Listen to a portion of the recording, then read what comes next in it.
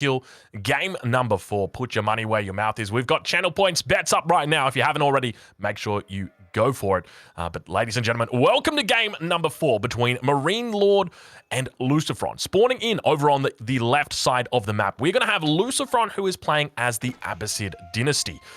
On the opposite side of the map in the color blue, Lidakor, who could it possibly be? It is going to be MarineLorD, currently at match point. 2-1 lead over LucifroN. It is the ruse that he's using, and he's not watching recorded games from yesterday. Look at that hunting cabin.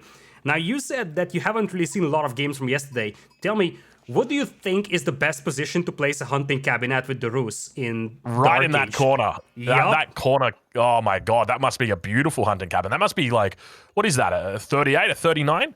It's in the 50s if you get tier 2, I think. So it is a spectacular spot.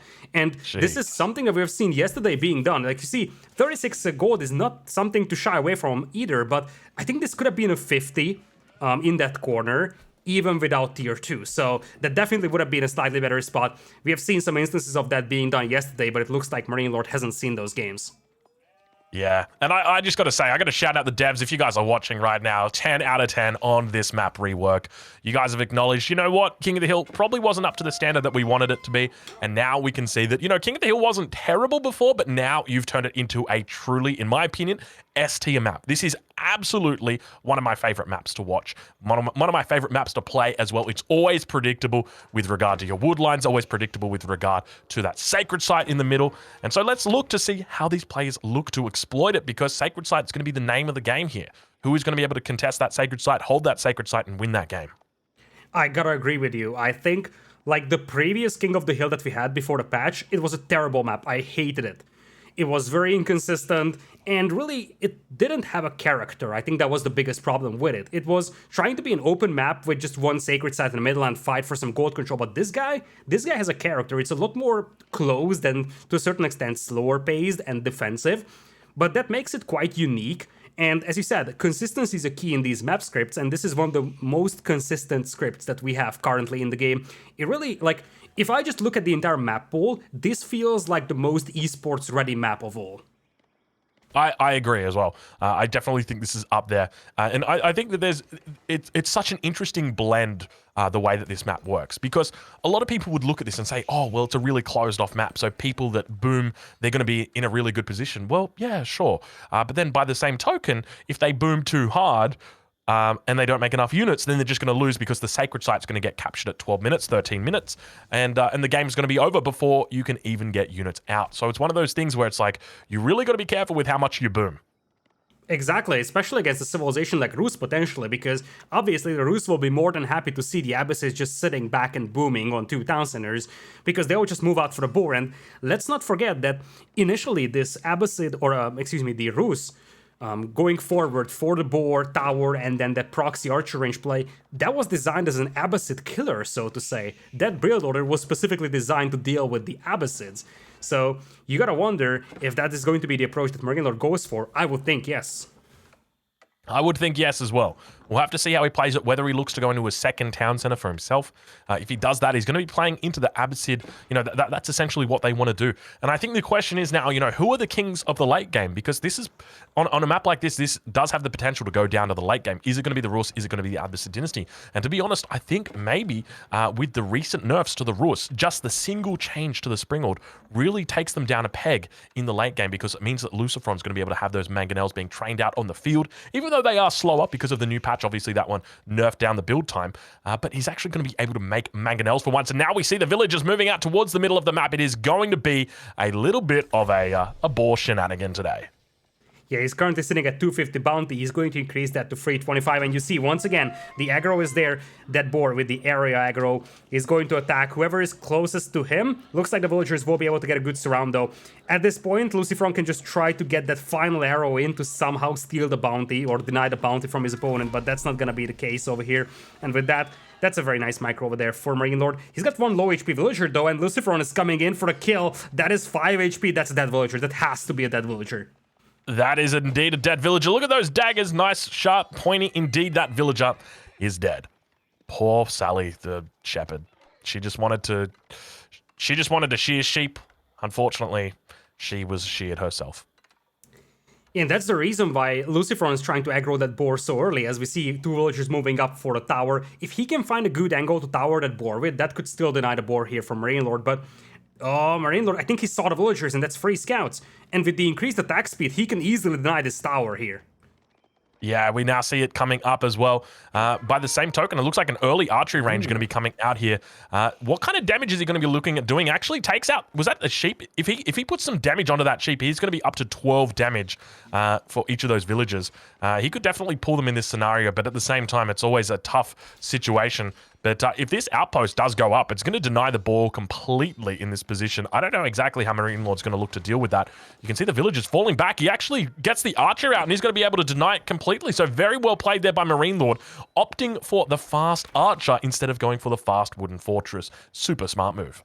Super smart. He knew exactly this towering was coming, because that's really the only way that you can deny that boar. The Abbasids don't want you to have that boar. They will try to tower this, and that's the reason why he went for that archer first, because just one archer supported by those scouts is enough to push those villagers away. And it looks like MarineLorD isn't going to pursue them. I think one of those villagers was fairly low HP, so he could have even committed potentially, but he didn't want to go too greedy. Second town center on the way here for LucifroN, indeed, the villagers surviving at low HP. Horsemen also coming out though, so MarineLorD is gonna have to start adding spears, something that he hasn't started doing yet. Instead, opts to go for a stable, still no wooden fortress to protect those villagers with though. Yeah, bit of an interesting development, and MarineLorD actually not going for the double broadaxe build, so very curious. That is, I guess, one of the things that we do start to see is the Guz build coming out in force, and now looks like just a standard stable opening at this point in time. Have we got any archery range just coming out yet for our Abbasid Dynasty player? I'd be curious to see. I think he's dropping one just now. Yeah, okay, that makes a lot of sense. So probably going to be moving into a camel and horseman composition, which is difficult to deal with. Playing as any civilization, it's difficult to deal with, because when you talk about these high levels where the micro is very good, as long as the spearmen never engage the horsemen, then yeah, you're going to be absolutely fine. But MarineLorD, I'm curious to see whether he opts to go for a second town center himself. It is definitely an option for him. I think first he has to prioritize the defensive tower on that board though, because you see the horsemen are coming in. He's gonna have his own horsemen, potentially knights on the battlefield.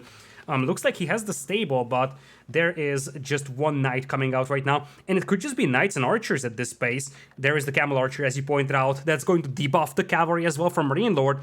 And now, after the balance changes, it acts much better as a general purpose unit rather than just an anti-infantry specialist as well. Yeah, I think that's a really good point. It is good against absolutely everything now. So I'd be curious to see how the hold actually goes here for LucifroN. My main concern is that MarineLorD's going to start really pushing up higher with those archer numbers. You can see he's got 4 archers in queue at the moment. And once he looks to get +1 ranged attack, which he is researching. Actually, he's not researching it right now. He's researching something right now. It's siege engineering that he's researching right now. I don't know. I feel like it might be a bit greedy to go siege engineering first at this stage, but we'll see how he looks to play it. The +1 definitely going to help out a huge amount up against these larger masses. Indeed, he's at triple ranges right now, also adding a stable. I think he's also mining a bit of a gold now that he's going for mass knights. Oh, this is gonna be tricky, because one of the concerns that LucifroN has is that the camel archers take a ton of time to train, and one of the big problems here with the Rus is that they will just swarm you, really. With the production that they can get using that wooden fortress to boost their wood income and the board to boost their food income, they really just zerg you with all those archers, supported by some cavalry, and it looks like now we're seeing LucifroN moving out for a hunt, and it is spotted by MarineLorD. Those scouts on the hilltop, just the perfect position, also intercepting that camel archer. Oh, disaster there. At least the camel archer survives with low HP. Yeah, you can see LucifroN researching +1 ranged armor at this point in time. A big wall coming out right now as well from LucifroN. He manages to tap everything down except that last wall. He got it down at the last second. Oh, my lord. That was pretty darn close, I'm going to be real with you. But he secures up this front. It's a pretty decent spot, and it's going to buy him some time. The more time he buys himself, the happier he's going to be, because not only is he going to be able to put down a mill here on those hunts, he's going to be able to get an outpost up as well, which will do pretty well, at least force out a ram from his opponent. But now MarineLorD adding in more archery ranges and looking to go absolutely ham with archer production. Yeah, he's going to have only a couple of knights over here, but the knights will trade fairly effectively against those horsemen. Still, he's gonna have to respect the opponent's ability to add mass horsemen. He's breaking through those walls, no defensive tower just yet for LucifroN. And while he has placed it mill on the hunt, we also have to appreciate the fact that the berries are right next to it. So not only is he losing that hunt, he's also losing the berries. And you gotta wonder how much food he has left back at home. Nothing. It's not a lot. Look at the food on the map right now. He's got berries on the higher level, and he's got the 2 hunts that are out here as well as the next set of berries. But it looks like MarineLorD's given up on pushing through here for now. A rewall going to be coming in, and yeah, Lidakor, I mean, at this point in time, do you favor either player in this position? I'm starting to favor MarineLorD, especially with those archers raining down fire on those villagers. Looks like the villagers will not get picked off, but as you pointed out, not a lot of food left in the base of LucifroN. He's got a 10 villagers lead right now, but the army is looking pretty strong here for MarineLorD. We're talking about 36 military population as opposed to 15, and now battering rams are also coming in, just casually running past those villagers out there with no escort. I like that. They're just kind of like, oh, hey, villagers, how you guys doing? Yeah, don't mind me. I'm just going to start working on this house here.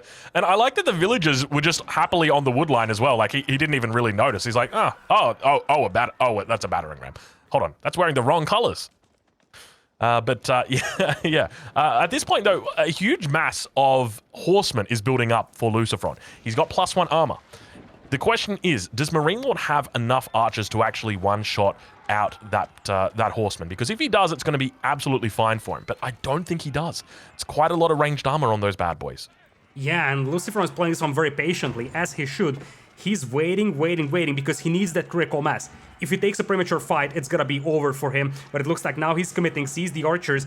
Quite a lot of knights on the battlefield, though. The ram gets taken down. LucifroN thinks twice. But this is a problem for him because now MarineLorD has seen that army. MarineLorD now knows how many horsemen he's facing, and he knows that he needs a little more juice to this army to deal with that many horsemen.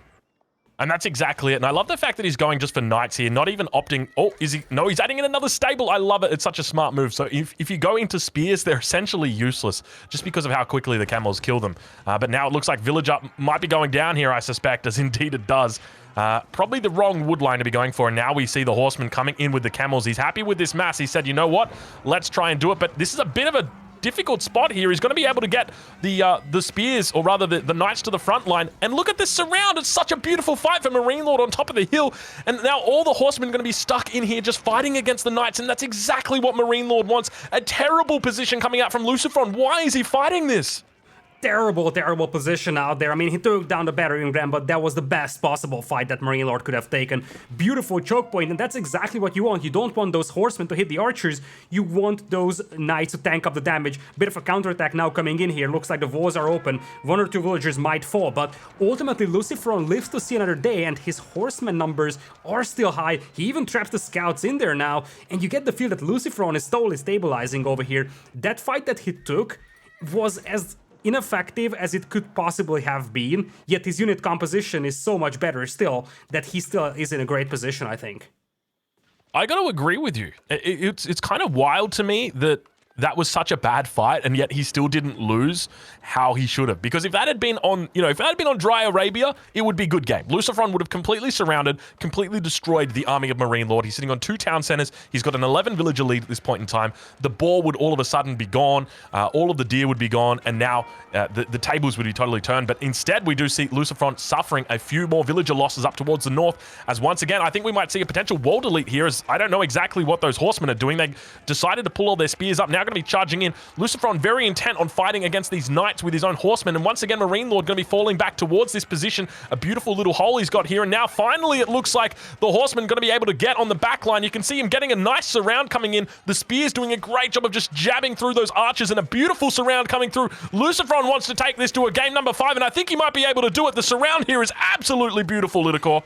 Beautiful surround out here. He has waited for a critical mass, and now MarineLorD is in full retreat. His food eco is nowhere to be found. He had 0 food income just a minute ago, and he wasn't able to add more knights. Knights are so pricey over here. The camel archers are still in large enough numbers to deal with all those knights out there. Looks like MarineLorD will survive, though. The horseman number is slowly disappearing, and maybe, just maybe, LucifroN could think about retreating, but he's in full commitment mode. If he can ever destroy this army over here, he can just pick off new reinforcements that are spawning at these buildings, and he knows that. If he wins this fight right here, right now, he can disrupt this entire production.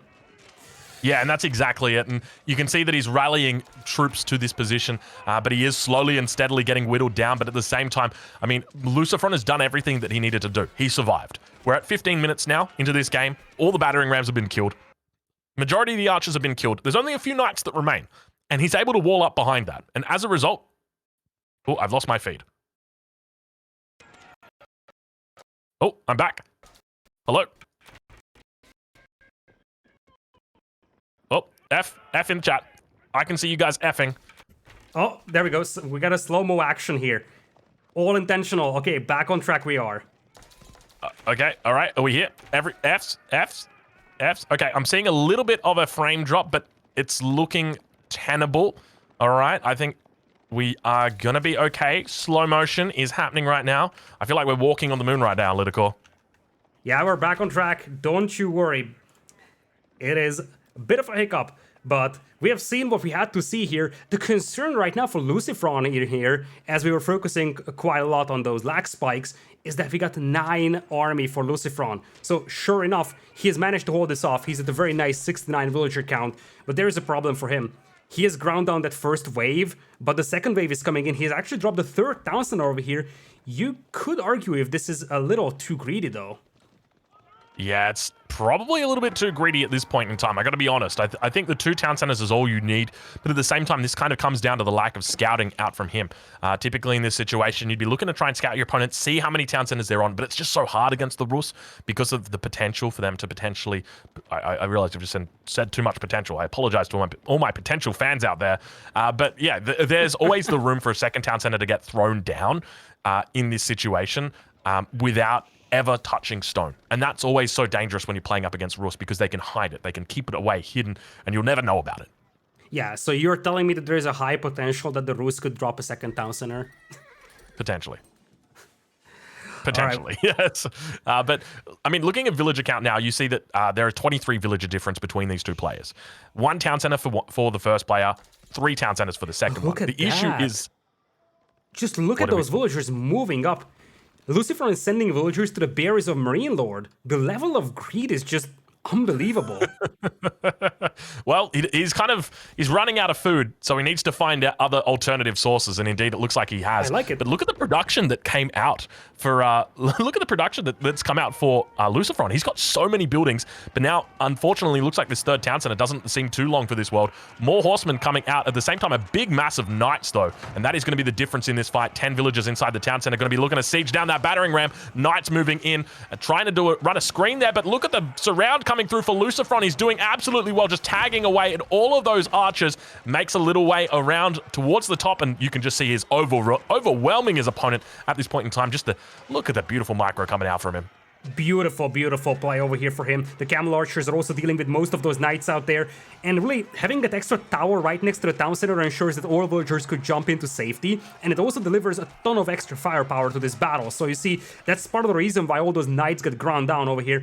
Ultimately, LucifroN isn't able to win a fight over here, but he's able to maintain that ever-growing villager grab. And that's exactly what his target is. He's playing a very greedy game, but he's playing a very smart and greedy game. And let's not forget that MarineLorD ran out of that first initial boar. So now the eco advantage is massively on the side of LucifroN.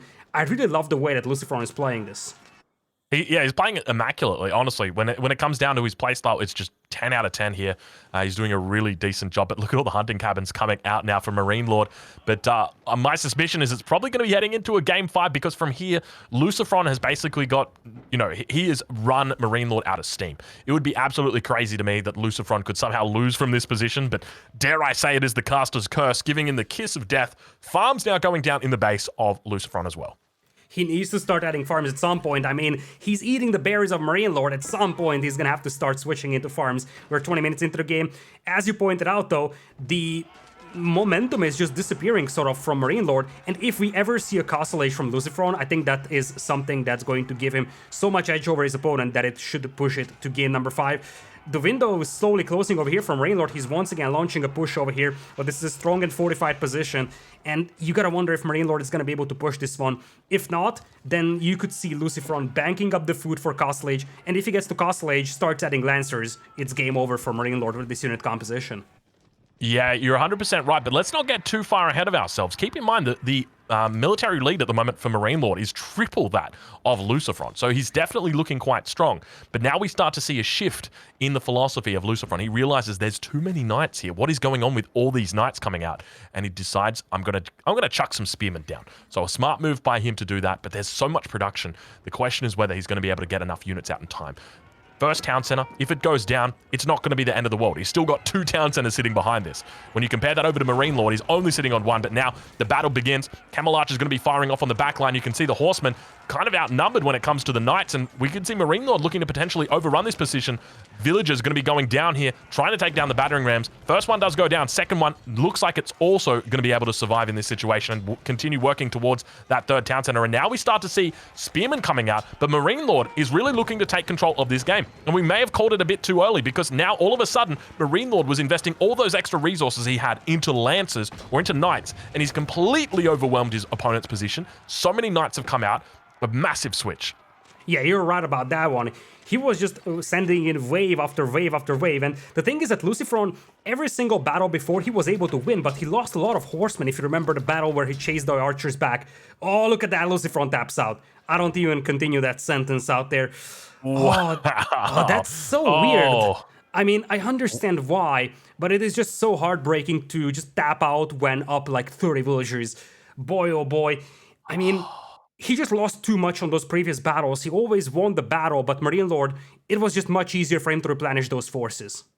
And that's exactly it. I mean, at the end of the day, you can have 30 more villagers, but when you consider the Rus economy, he is literally pumping 100% of his resources into military. We have a look at the military count right now. Vodka's going to show it for us. There you go. So you can see that there were some really good points in time where they actually got quite close in regard to their military score. But unfortunately, it just the way it worked is that the knights became too strong, and there wasn't enough of a switch. So, I mean, at one point in that game, I was going to start throwing up my hands and saying, how do you beat this dangerous combo coming out of the Abbasid where you've got, mass horsemen together with camel archers? But all of a sudden, MarineLorD finds the knight tech. And the other factor is the amount of available food that you can play around with, because one of the things that often goes underappreciated is how big of an impact the farm transition has on your economy. And we could see LucifroN starting to drop farms over here. So the fact that MarineLorD worked with both boars, we could see him using both boars, that's 4,000 food for him, and we haven't even accounted for all the hunt and the sheep that he could have taken. So MarineLorD wasn't in the need of making a farm transition, which means that he had a bunch of excess resources that he could utilize. Plus, of course, having that wooden fortress boosting his wood income, that's also an extra 2,000 wood for him, and a ton more gold actually for MarineLorD. So you see, despite the fact that LucifroN had, in theory, larger villager numbers, MarineLorD's economy was actually much more effective. Yeah, that's impressive to see. I think this is the consequence of going for that early 3rd town center. So the fact that we saw that early 3rd town center coming out for LucifroN, it meant that he was investing a lot of resources, both his stone as well as his wood, and then obviously the food for the villagers, into extra villagers. And as a result, it meant that he wasn't able to reinforce that position that he had on the front. There was never really the option for him to counterattack either. He was sort of whittled down on that front position, even though he overcame his enemy multiple times.